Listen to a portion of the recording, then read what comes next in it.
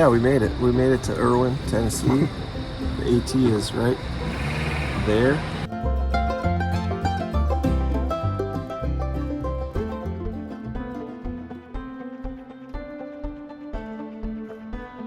As our middle-aged adventurers set out, the woods took on an almost rainforest setting. A green canopy towered high above, and a well-fed stream tumbled through the thick underbrush.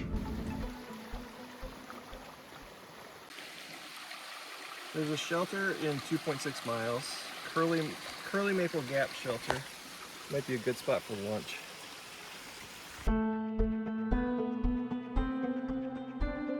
Okay, so we're in about 2.4 miles, and it's about another 1.2 to where we're gonna stop and have some lunch. It's about 750 vertical feet up in the next little under mile and a half, so our first significant climb, but we're feeling good. Perfect weather out here. It would be at the Curly Maple Gap Shelter where our adventurers would run into their first fellow hiker, Razor.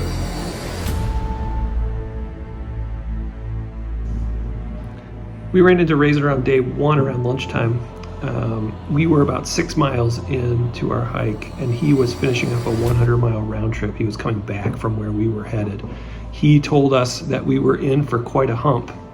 And at the time, I really didn't believe that. I thought that it was going to be relatively easy, but I was wrong. Razor was old school. He was telling us how the night before he had weathered a storm in another shelter with some 20-somethings. And they were all wondering how he was able to get Wi-Fi. He was the only one. It's because he carries a transistor radio. After lunch, our adventurers continued onward. By this time, they were a little more than 8 miles into their arduous journey. Okay, we stopped and had lunch. I had 3 tortillas with peanut butter. I asked for a 4th, and Keith informed me that 3 is our ration.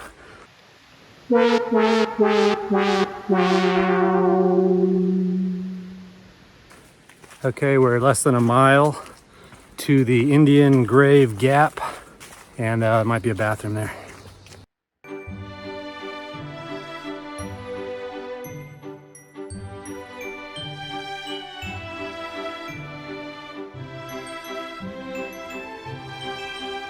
Okay, we're heading up the last 1/10 of a mile to the top of this place that's literally called Beauty Spot. So I'm expecting to see some beauty.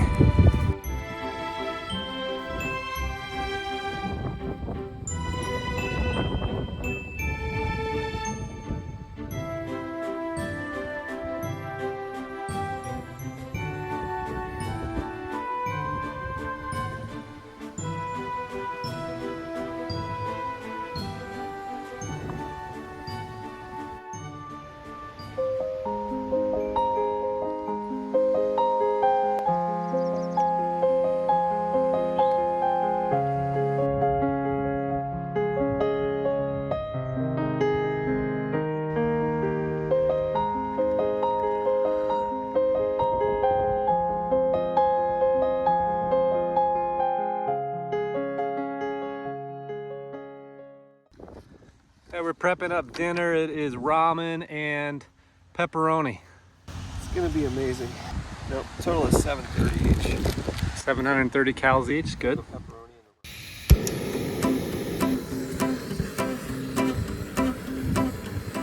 Ramen time.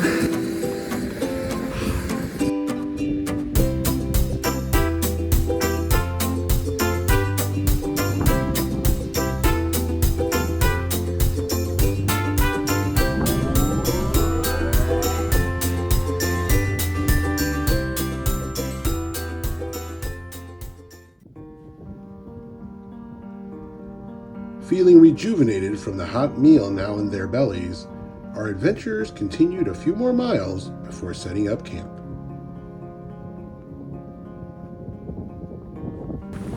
Gonna go about another mile or mile and a half, set up camp, and turn in for the night.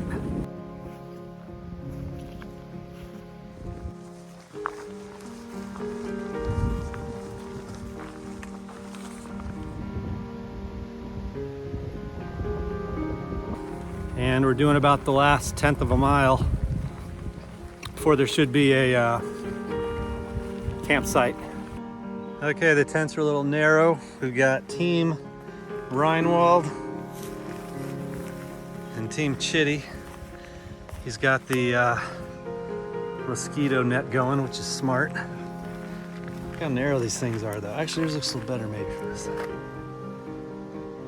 So equal opportunity for bear attack tonight. No differences in tents.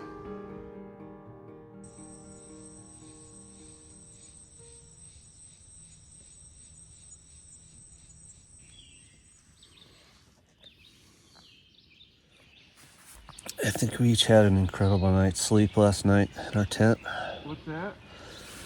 I think we each had an incredible night's sleep last night. Oh yeah. So we found this campsite as it was getting blustery and a little dark, not totally dark. Gary spotted an enormous bear right over there just as we were finishing our Reese's chocolate bars at bedtime. So that was interesting because it made us a little bit worried about the possibility of a bear attack. So overall, not a very restful night's sleep, but we're ready to go on day 2 here.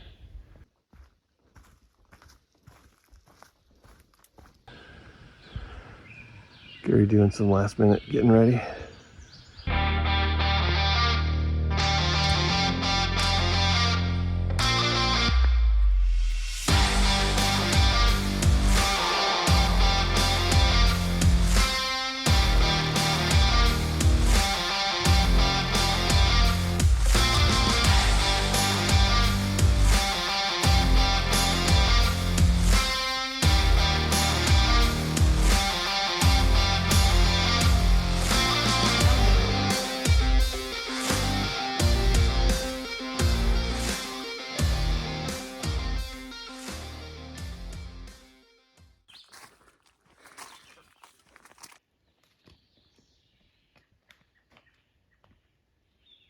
Okay, we just stopped in this nice little valley for water, which is like 100 yards down that trail. I just got back. Keith will be coming soon.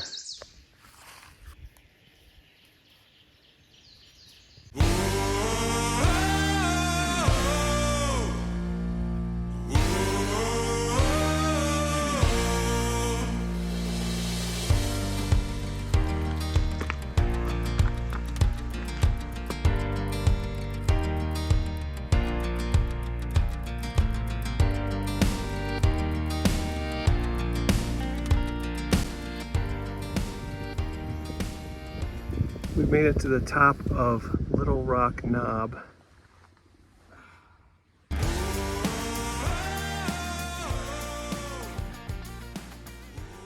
Fettuccine Alfredo with chicken.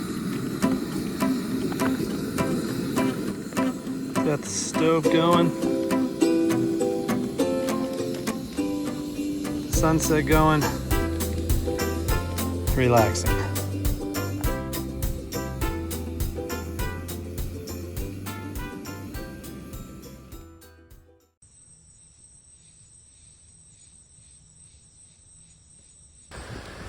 Day 3, 5:45 a.m. We camped up top of this spot where the beautiful view was, and as soon as the sun went down, clouds came in and just blew. We were in the clouds the whole night, got soaked by cloud water. So now we're trying to get out of here.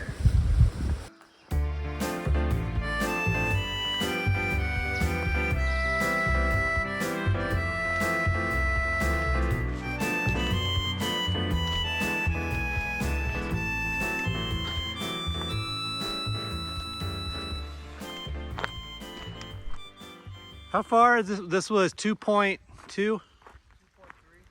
2.3 miles from camp. And we've got some sunbeams.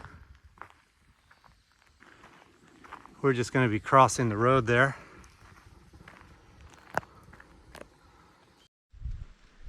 Oh, that worked. There's the phone cord. Thanks.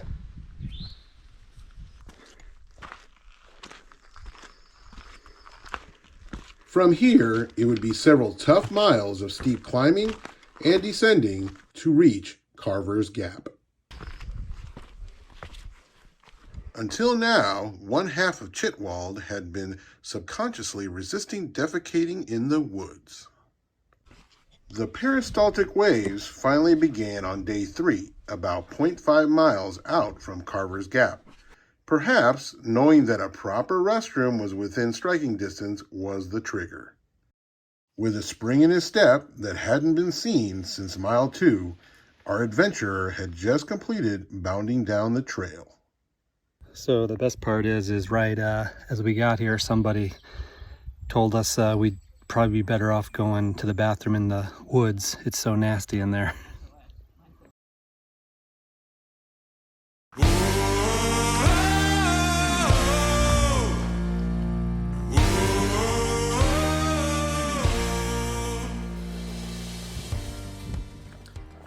Okay, 12 miles or a little less to go. I think we're both ready to finish this 50. A little down moment as far as with food and cleanliness. We're ready to have some luxuries. Just traded hats, brought an extra one. See if the flies will stay away from my head better with this one. I don't think so. That almost blister on my heel trying to hang on. You know, a little callousy here.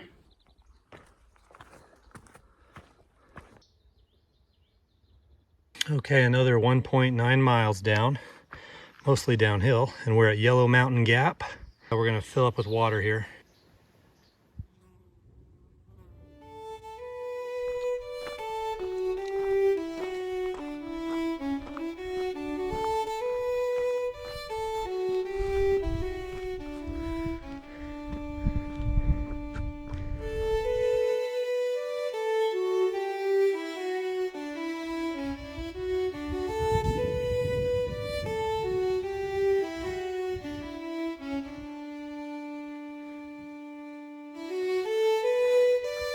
This is cool. We're up in the highlands that are harder to get to, so it's not crowded with people. You gotta walk a long way to get here. Awesome.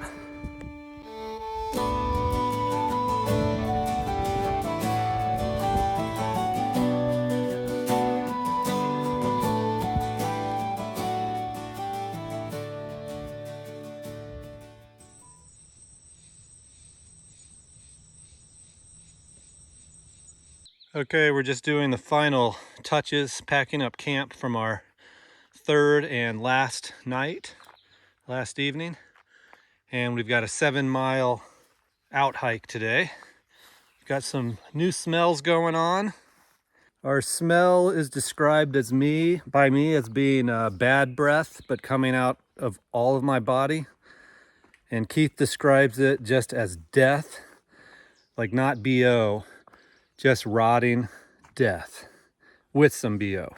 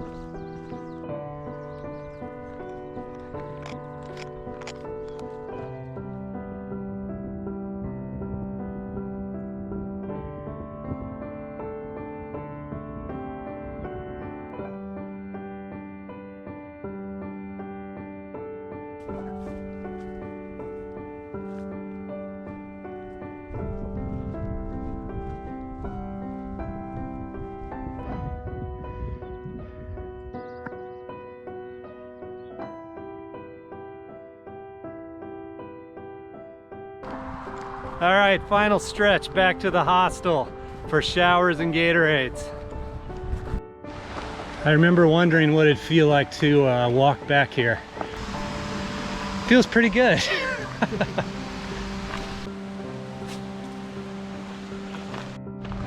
Hey Dublin, we're back. What are you up to?